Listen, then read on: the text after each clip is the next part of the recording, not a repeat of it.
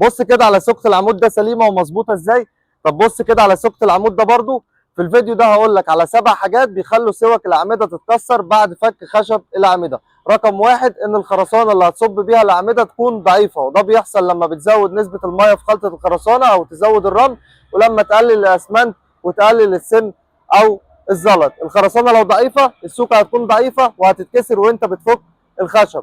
رقم 2 ان الغطا الخرساني حوالين حديد التسليح يكون كبير. المفروض الغطا الخرساني في حديد الاعمده بيكون من 2.5 ل 3 سم، لو كان اكبر من كده هيكون سهل ان السوكه تتكسر.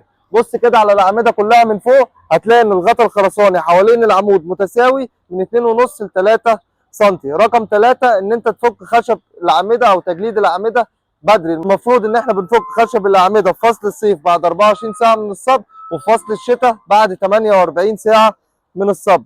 رقم 4 ان انت ما ترشش الخشب بالميه قبل الصب وبعد الصب وقبل الفك. رش الخشب بالميه بيسهل ان الخشب يفك او يفصل عن الخرسانه والسوكه تطلع سليمه. رقم 5 ان انت تستخدم خشب قديم في شده الاعمده. المفروض ان انت تستخدم خشب جديد لان ده بيساعد ان السوك تكون سليمه وان خرسانه العمود بتكون بالشكل اللي انت شايفه ده. رقم 6 ان النجار اللي يفك الاعمده المفروض يفكها بالعقل مش بالقوه، لان لو خبط كتير على سوكه العمود السوكه هتتكسر.